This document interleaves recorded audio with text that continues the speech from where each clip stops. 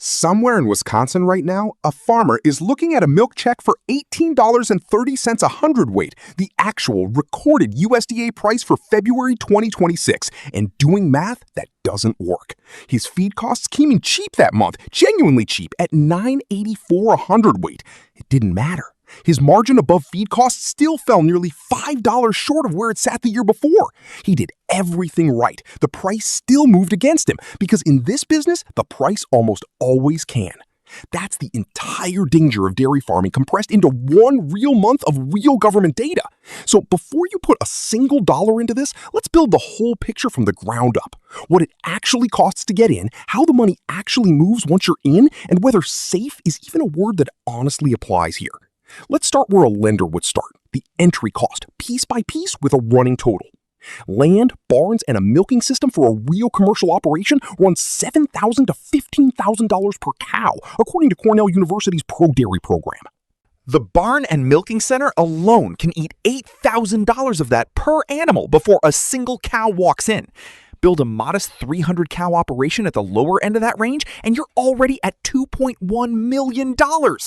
Go with a modern robotic milking system instead of a conventional parlor, increasingly common because it cuts labor dependency, and that number climbs past $4.5 million. Add the environmental infrastructure most states now legally require, a manure storage and handling system, which regulators treat as non-negotiable, not optional. Add a working capital reserve on top of all of it, 20 to 25% of your total investment, the buffer that keeps you solvent before your first milk checks stabilize. A serious 300-cow farm, fully built, realistically starts somewhere between $2.5 and $5.6 million before your first gallon ever ships. That's the entry fee. Now let's find out what you're actually buying with it. Here's how the revenue side works, and it starts with a unit almost nobody outside this industry has heard of. Milk is priced and sold in hundredweight, 100 pounds, roughly 11 to 12 gallons, abbreviated CWT. An average American dairy cow now produces roughly 21,178 pounds of milk a year, or about 242 hundredweight, a number that's climbed 28% since 2004, almost entirely from genetics and management improvements, not bigger cows or more feed. At the actual 2024 average net price of $21.63 per hundredweight, a genuinely solid year by the industry's own recent standards, one cow generates roughly $5,235 annually.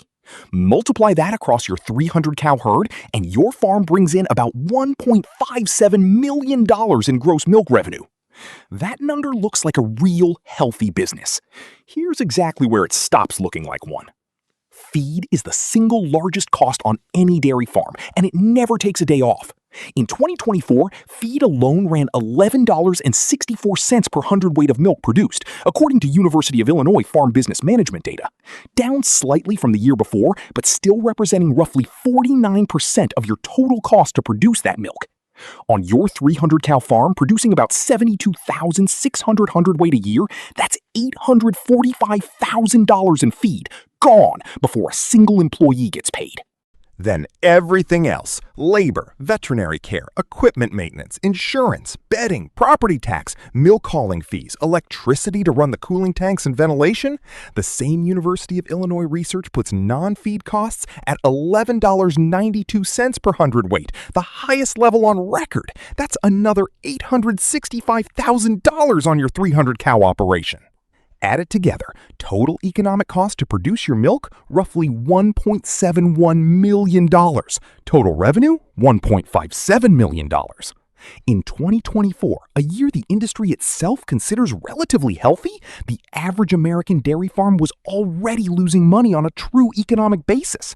Not a disaster year, a normal one. This isn't a cherry-picked worst case, it's what University of Illinois farm tracking data consistently shows year after year. Net price received landing below the full economic cost of production, even in years everyone in the business would call decent. And we haven't even mentioned the debt yet. Remember that $2.5 to $5.6 million you borrowed to build this farm? At a typical agricultural loan rate of 6 to 7% over 25 years, debt service on a mid-range $4 million loan runs roughly $300,000 to $340,000 a year, a fixed bill that arrives whether milk prices cooperate or not. Even in a scenario where your operating numbers came out positive instead of negative, that debt payment alone can swallow the entire cushion. This is the single most dangerous structural feature of this business. Your revenue is variable, set by a market you don't control, while your two biggest costs, feed and debt, are largely fixed, arriving on schedule regardless of what the milk check says. Now, let's run the two-scenario comparison, and this time, neither scenario is hypothetical. Both already happened or are happening right now. Scenario 1, the year that's already on the books, 2024. The numbers above exactly as recorded. Revenue, $1.57 million. Economic cost, $1.71 million. Net loss, roughly $140,000. Before debt service is even factored in, on a farm that did nothing wrong. Scenario 2, the year University of Wisconsin Extension is actively warning producers about right now for 2026. In the words of UW-Madison's own regional dairy educator, milk prices are expected to hang in that $18 to $19 per hundredweight price for 2026, and that's not break even for a lot of dairy producers. Run your same 300-cow farm at $18.50 a hundredweight instead of $21.63, holding your cost base roughly flat. Revenue drops to about $1.34 million. Your costs don't drop with it. Net loss on an economic basis, roughly $366,000 in a single year. On top of debt service, you still owe regardless. The gap between those two real, documented years is over $225,000, and neither one required a single mistake on your part. Just the ordinary, well-documented volatility of a price you don't set. So why does anyone actually survive this business? Almost entirely, it comes down to scale. The number of U.S. dairy farms with 1,000 cows or more grew 60% between 2002 and 2022, while smaller herds shrank in number. Average farm size nationally climbed from 112 cows in the year 2000 to 283 cows by 2021, and the concentration is stark. Farms with fewer than 100 cows in the country make up roughly half of all dairy operations in the country, yet produce only about 4% of total milk sales. Farms with 2,500 cows or more are just 4% of operations, and they generate roughly 45% of all the milk sold in America. That's not an accident of who works harder. Larger operations spread the same fixed costs, the barns, the equipment, the management overhead, across dramatically more hundredweight, driving their cost per unit down in a way a mid-size operation cannot close through effort alone. It's the identical mechanism that gutted America's independent ski resorts. Once a competitor has a genuine structural cost advantage, working harder stops being enough. Since 1992, the U.S. has lost more than 100,000 dairy farms, from over 131,000 down to roughly 23,600 today, even as total milk production climbed 38 to 54% over that same stretch. More milk, far fewer farms. Analysts now project fewer than 20,000 dairy farms left in the entire country by the end of this decade. There's a second risk almost nobody prices into their business plan, and it's biological, not financial, until it becomes financial fast. Since early 2024, highly pathogenic avian influenza, H5N1, the same bird flu you've heard about in poultry, has been detected in dairy cattle across more than 1,000 herds in 17 states. And monitoring is still active heading into 2026, with states like Wisconsin now testing bulk tank milk monthly. Peer-reviewed research out of Cornell University, published in Nature Communications, found the virus causes severe mastitis and a drop in milk production that can extend well beyond the actual outbreak period, along with increased cow mortality and early forced herd removal. Researchers estimated the economic loss at roughly $950 per clinically affected cow, and documented one Ohio herd's total loss from a single outbreak at approximately $737,500. This isn't a hypothetical tail risk. It's an active, ongoing animal health situation with a real published price tag attached to it. So is there a way out of the commodity price trap entirely? There is, but it's more complicated and more honest than just go organic. The premium is genuinely real. USDA-tracked organic all-milk prices have historically run far above conventional, around $31.55 per hundredweight versus roughly $20.25 for conventional in one recent comparison. And by 2026, industry tracking from NODPA found grass-fed organic dairies earning $38 to over $50 per hundredweight, with regenerative organic operations reaching $50 to $60 against a 2026 conventional forecast sitting around $20.70. That's not a small edge. In some cases, it's 2 to 3 times the conventional price for the identical physical product. Here's the honest part the premium headline leaves out. Organic production costs are dramatically higher too. One universally affiliated study estimated marginal production costs near $59 per hundredweight for organic versus roughly $16 for conventional, driven by required certified organic feed, mandatory pasture access, and the ban on the antibiotics and hormones that make conventional production more efficient. And even when the retail premium is real, organic milk regularly retails for $6 or more a gallon a half gallon, against roughly $2.29 for conventional. Research tracking where that markup actually goes found organic dairy farmers themselves captured only about 5% of it. The rest stayed with processors and retailers along the way. And critically, small organic farms haven't been immune to consolidation either. Even as consumer demand for organic milk climbed for over a decade, organic production has been quietly shifting toward larger organic operations too, the identical scale dynamic playing out one level up the price ladder. Organic dairy cooperatives are even suing the federal government right now, arguing the milk pricing system itself siphons tens of millions of dollars away from organic producers every year to subsidize the much larger conventional side of the industry.